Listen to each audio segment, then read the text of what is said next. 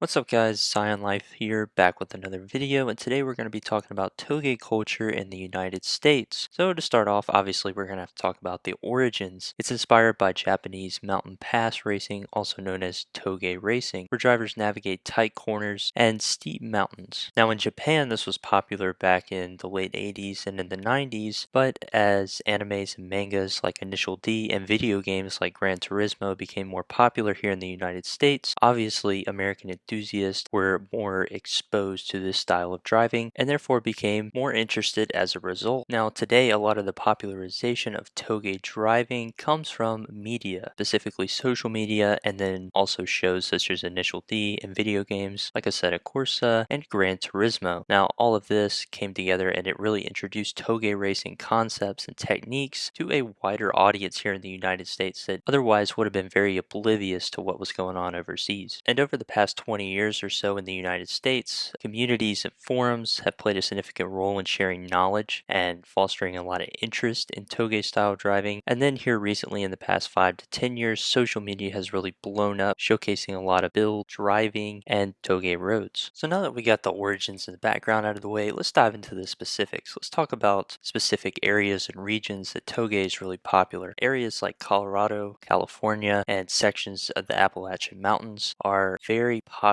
for their challenging driving experiences and also their scenery. For example, in California, areas like the Angeles Crest Highway, Colorado, places like Mountain Evans Road in the Appalachian Mountains, Tail of the Dragon. All these roads are tight, they're very windy, they're very fun to drive, and they provide an excellent experience where you can really test your car or motorcycle. But at the same time, it's also very beautiful if you just want to relax and cruise and go for a drive. Now, in these three areas of the country specifically, there are a couple of groups that will often do group drives or canyon runs, like in California, on these roads where they have a lot of fun. They just enjoy each other's company. It's basically like cross-country rally or Touge enthusiasts, usually guys in Miatas and GR86s and cars such of that nature. So now that we know where Touge culture exists in the United States, what exactly would we expect to find there? What kind of cars would these drivers be sporting? So a lot of Touge inspired car builds focus really on lightweight platforms with modifications like suspension, brakes, good tires, weight reduction, and in some places like in the Appalachian Mountains, roll cage may be necessary if you fly off the side of a mountain. Now, contrary to the rest of the United States, a lot of their builds revolve around big engines, turbos, supercharger builds, high performance, as much horsepower as you can have, as much torque as you can have. Whenever you're in a Touge environment and you're driving mountain passes, this is not always a good thing. Really, anything over 300, 350 horsepower, depending on the road, is basically going to be useless. There's only so much speed you can get on these windy and twisty roads. So it's a lot more important that you have a light car with good grip that can corner and can brake very effectively and very late. And it's no surprise that building a car this way would lead us into the driving techniques around Touge driving. A lot of it involves around precision and familiarity with a car's braking capabilities. You want to brake as late as you can, as little as you can, and carry as much speed as possible through corners so that you can have a better acceleration out of the corner. So instead of just rolling on the highway, pressing the gas and slamming a couple of gears, this is very much a tactical style of driving, much like racing on an actual track. You have to understand the racing line, understand weight transfer, understand stability, how to carry speed, best way to brake, how much you need to brake, best gears through corners. There's a lot that goes into this besides just lining up on a highway. And now today in the United States, thanks to the rise of social media and other media, as I've explained before, video games, Initial D, all of that, there's a lot more awareness around what Touge actually is, and there's a lot more enthusiasts that participate in them, such as hill climb events and canyon cruises and meetups in the mountains.